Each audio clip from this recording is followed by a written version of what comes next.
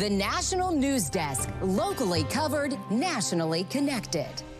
It's very troubling.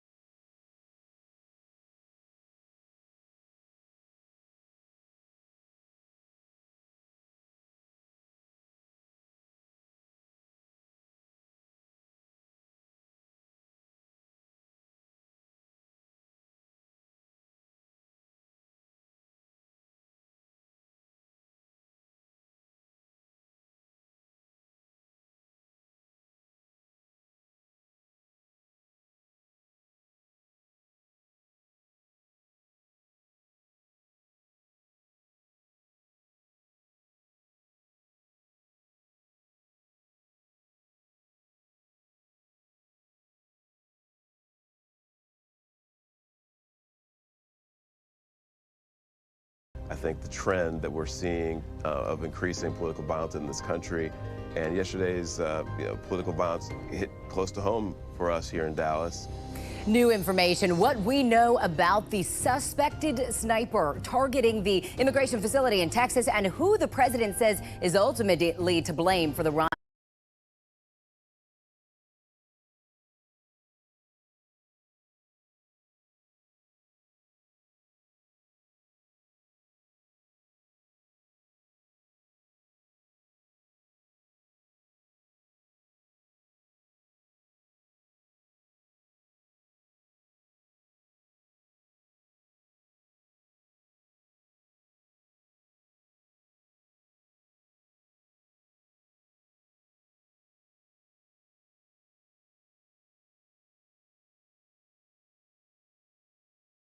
And violence. Very meaningful, but we have American investors taking it over, running it, highly sophisticated. The fate of TikTok sealed with the suspect is now identified as 29-year-old Joshua John. Officials say said John downloaded a list of DHS facilities, watched videos of Charlie Kirk. People, but the radical left is causing this. Radical left Democrats.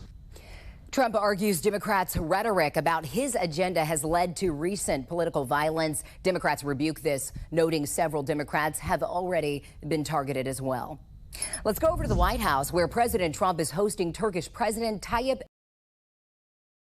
Talks from defense to 5 fighter jets, as well as F-16s from the United States. Turkey was expelled from the F-35 program back in 2019. Day. President Trump also making one very clear request of Erdogan. I'd like to have him stop buying any oil from Russia while Russia continues this rampage against Ukraine. And they've been fighting. They've lost millions of lives already. And for what? Ending the war in Ukraine, part of the talks between President Trump and Erdogan. President Trump saying that the Turkish leader is neutral, but could have a big influence if he wanted to. Further signaling Erdogan could help bring Russia and Ukraine to the negotiating table when Trump said that the leader is respected by both Putin and Zelensky. President Trump says that he's very disappointed in Russia. I'm not going to ever call anybody a paper tiger, but Russia spent millions and millions of dollars in bombs, missiles, ammunition, and lives, their lives, and they've gained virtually no land. I think it's time to stop. I really do. Now to the war in the Middle East between Israel and Hamas. President Trump says, quote, we're close to getting some kind of deal done. This was following what he says was a successful meeting with leaders from the region on the sidelines of the United Nations General Assembly. We met with the leaders of that part of the world, and they want to see if they can get something done. And I'm going to have to tell Israel, let's go. We want to get the hostages back. Everybody wants to see that war over with, by the way. Israel's Prime Minister Benjamin Netanyahu is expected to speak tomorrow at the UN General Assembly and is scheduled to return to the White House Monday for his 4th meeting with President Trump in Washington this year. We're going to take some of that tariff money that we made, we're going to give it to our farmers, who are for a little while going to be hurt until it kicks in. The tariffs kick into their benefit.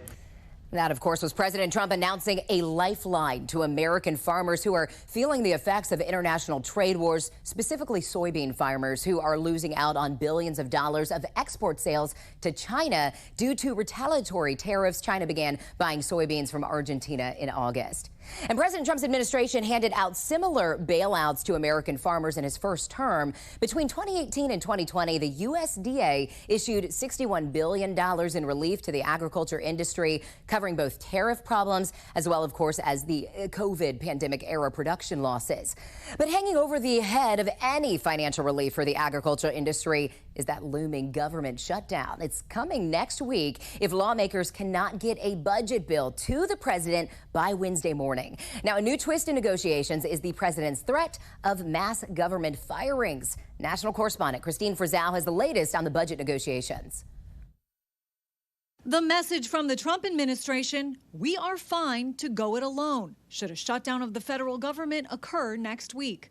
Politico sharing this memo from the Office of Management and Budget, stating it has never been more important for the administration to be prepared for a shutdown if the Democrats choose to pursue one. Also directing agencies to use this opportunity to consider reduction in force. It is simultaneously extortive and harmful to the country. They're saying, oh, well, there's no funding for the program, so let's just fire everyone, even if there's a 2-day lapse in funding. Before they sign on to anything, Democrats say they want concessions on health care, including extending Affordable Care Act subsidies set to expire at the end of the year, used to help offset costs for some of the 24 million people now enrolled in the Affordable Care Act. Without action, what they pay for health care now could double. This is an immoral assault on the health care of the American people. And that's why Democrats have drawn a line in the sand. Republicans see it differently. What they're talking about is a straight-up extension, which, as I said, costs $365 billion, has no reforms in it. And this is a program that's desperately in need of reform. Now, House Republicans already passed a continuing resolution to keep government spending at current levels until November 21st. The Senate needs 60 votes to do the same, which right now they don't have, as some taxpayer advocates warn a 7-week spending extension could be dangerous. Once members of Congress start to smell those jet fumes, want to get home, want to have turkey with their family, they're much more likely to craft a bad deal that could include a massive expansion in government subsidies. The potential for pink slips now piling on the pressure on Capitol Hill. I'm Christine Frizzell for the National News Desk. President Trump signed a $14 billion deal today to keep TikTok in the United States. Trump says Chinese President Xi has approved the deal and will finalize the sale of TikTok from its Chinese-based company to a group of American investors. And cloud computing company Oracle will oversee U.S. users' data and retain the app's algorithm. Oracle will also monitor the platform to ensure no outside manipulation. Trump has said a deal with Dell Technologies and the Murdoch family would be part of what he signed today in the executive order. We wanted to keep TikTok operating, but we also wanted to make sure that we protected Americans' data privacy as required by law, both because it's the right thing to do, but also because it's a legal requirement of the law that was passed last year by Congress. Under the new framework, U.S. users will still be able to access content created by the rest of the world, and U.S.-based content will be available worldwide. But the algorithm, again, will be operated inside the U.S., outside of ByteDance's control. The U.S. Coast Guard has announced a massive drug bust in the Western Caribbean Sea. The Diligence crew seized over 5 tons of narcotics, including 8,700 pounds of cocaine that's worth more than $64 million earlier this month. Now, the team also seized 1,500 pounds of marijuana in August. All the drugs were headed to the U.S. And a series of weaknesses, including outdated policies and communications vulnerabilities, are being blamed for the delay in warnings to residents in those Los Angeles wildfires. An independent after-action report released today, also citing staffing shortages among the problems that affected the fire response. More than 30 people died and thousands of homes and buildings were destroyed in the Eaton and the Palisades fires outside of the city back in January. Abortion pills are now under an FDA review in Republican-led states. 22 Republican attorneys general requested a safety review of mifepristone. Health Secretary RFK Jr. says the FDA is reviewing evidence, citing a non-peer-reviewed study by a conservative think tank warning of serious adverse events from the drug. Clinical FDA studies dispute the findings. The FDA is warning people to not use or sell certain imported cookware that could leach high amounts of lead into food. Now, the products are made from aluminum, brass, and aluminum alloys. They're listed here on your screen. If you have any of them, you should throw them away. There's no known safe level of lead exposure. And of course, it can cause serious health problems, especially in children. 3 fallen officers from York County, Pennsylvania, laid to rest today. Detective Sergeant Cody Becker, Detective Mark Baker, and Detective Isaiah Emmenheiser were shot and killed in an ambush at a home last week while searching for a stalking suspect, and they were honored in a joint funeral service. Hundreds gathered there to celebrate their lives. Their chief remembered them as dedicated officers, fathers, and husbands. He called them the best of us and praised their service and their sacrifice. They were gentle. They were kind. They confronted some of the most evil human behaviors imaginable. There were 2 other officers injured in that fateful shootout. One of them still hospitalized with undisclosed injuries, but he was able to attend today's funeral with the help of health professionals before heading back to the hospital. Rapper Sean Diddy Combs back in court today ahead of his scheduled sentencing next week on prostitution-related charges. His lawyers were asking for his conviction to be overturned. Now, in July, Combs was convicted on 2 charges of transportation to engage in prostitution. His lawyers are now arguing that Combs was an alleged consumer, while the conviction he received under federal law should only be applied to pimping. They say the trial did not establish that Combs had a financial motive for transporting male escorts. The judge says he plans to rule on the matter very shortly. Combs faces a maximum of 20 years in prison. He's currently being held in jail without bail. Coming up, the major tropical threats currently heading towards the U.S. and when further development is forecast. Then over 1 million appliances are being recalled, the ovens that could cause severe burns. Also on the way, the allegations against former FBI Director James Comey that could land him an indictment. We're back in 90 seconds.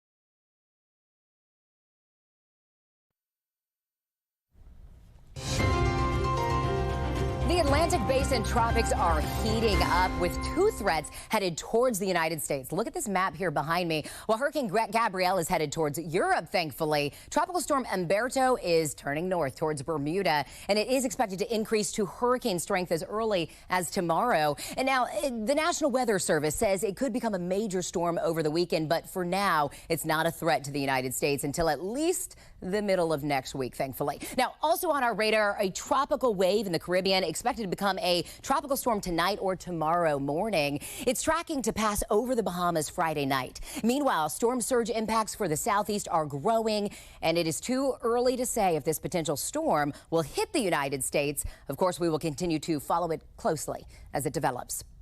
New data showing the U.S. economy is roaring back stronger than expected. Numbers released on Thursday show that GDP grew more than anticipated last quarter. National correspondent Kayla Gaskins joins us from Washington with what's fueling the upwards trend. The American economy delivering the good type of surprise on Thursday, a significantly stronger than estimated spring. The U.S. Commerce Department reporting the GDP actually grew at a rate of 3.8% from April to June, well above the initial 3% estimate. We see a really solid revision, 3.8%. I'm a bit shocked, to be honest. A stronger comeback pointing to what appears to be a resilient economy. That GDP number, it's very rare to see that, but it was a good number. The big driver, consumer spending. Personal spending was revised up to a 2.5% annualized pace, showing people kept buying even as tariff uncertainty mounted. Economists say that momentum likely carried into the third quarter. The Atlanta Federal Reserve is forecasting another solid 3.3% growth rate for July through September. The forward for 26 is great because companies now can expense factories they're making, data centers. So the private sector is back. Still, there are some caution flags. Unemployment claims remain low, but filings by laid-off federal workers have been creeping higher in recent weeks. And as we approach the holidays, retailers are expected to hire the lowest amount of seasonal workers since 2009, signaling companies are anticipating a slow holiday shopping season. Economists warning if job losses pick up, Americans may pull back on spending, a direct hit to the economy's engine. Meanwhile, the Federal Reserve will take the strong GDP numbers into account when debating future interest rate cuts. Experts expecting the central bank to be more cautious with any future moves as it keeps the focus on fighting inflation. If we ease too aggressively, we could leave the inflation job unfinished and need to reverse course later to fully restore 2% inflation. The next interest rate announcement by the Federal Reserve is expected at the end of October. In Washington, I'm Kayla Gaskins reporting for the National News Desk, America's News Now. Starbucks is closing hundreds of stores and laying people off as part of a restructuring plan. CEO Brian Nichols says Starbucks identified stores that aren't on a good financial path or cannot meet customer expectations. About 1% of its coffee houses will close this month. It's the company's second round of layoffs under Nichols as he tries to revive the brand. Next Tuesday, all senior military officials are being called to meet in Quantico, Virginia, by Secretary of War Pete Hegseth. Officers ranked as brigadier general or rear admiral or higher are required to attend. According to government data, this accounts for some 800 officers stationed around the world. Now, the reason for that meeting has not been disclosed. Nearly 1.4 million countertop ovens are recalled due to a burn risk. The doors on 4 models of Oster French door countertop ovens can unexpectedly close. 95 people have reported burns so far. Now, the ovens were sold from 2015 through July of this year, online and also in stores. So if you have one, stop using it and contact Sunbeam Products for a free repair kit. Also, blinds sold on Amazon also being recalled because of a strangulation risk. The Persilux zebra blinds have long cords that can leave children at risk of getting strangled, even entangled. They were sold in several colors and sizes from 2023 to June of this year. So if you have them, again, stop using them. You can also contact Persilux for a free replacement cord and installation instructions as well. Earlier this week, we told you about toxic chemicals getting into food from farms that use biosolids, a fertilizer made from human waste. Now, some states are banning or even limiting PFAS-laden biosolids, but there's an effort in Congress to stop the federal government from following suit. A sentence in a budget bill says no money can be used to examine the issue. It's like taking the warning label off of cigarettes. And Representative Shelley Pingree of Maine says she tried to strike the language with no luck. I think that we could, with enough public pressure on this, win the battle. But before this bill comes to the floor, we need much greater level of awareness. She urges you, if you're interested, to reach out to a member of Congress. She says that's the best way to get action on this issue. We have reporters all across the country in your neighborhoods covering issues that matter to you. We're taking the pulse of America, and we start in Washington, where courts could soon clear the way for health inspectors to enter an ICE facility. For years, state health inspectors have tried to get inside the Northwest Ice Processing Center in Tacoma, only to be turned away by Geo Group, its operator. The concerns may be justified based on reports from groups like La Resistencia, which advocates for the immigrant population in this detention center. The most common complaints that we hear of is the inedible food, food that is really poor quality or is very small portions. Among the nearly 2,700 complaints filed with state health officials are tuberculosis outbreaks, access to medication, overcrowding, and the lack of clean drinking water.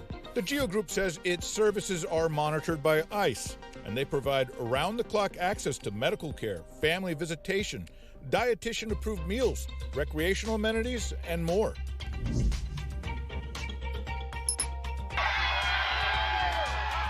Video shows spirited Tennessee State University students gathered around the Fearless Debates group.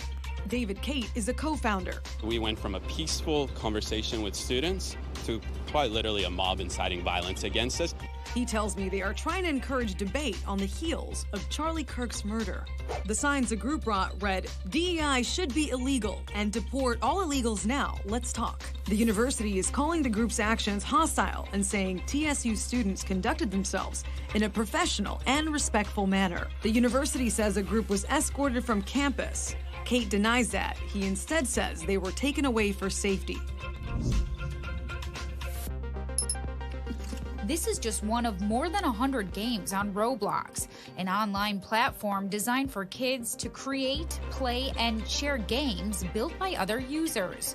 But like any other online space, it comes with potential risks. Craig Agranoff is a tech expert. We've seen inappropriate behavior in these games, such as child predators and sexual comments, and in this case, this was considered to be a live type of death threat. An online death threat Palm Beach County deputies say 17-year-old Edwin Pride made to a transgender teen through Roblox, and now he's facing real-world felony charges. The president is pushing the DOJ to go after political enemies. Coming up, what we know about a possible indictment of James Comey. We'll be right back.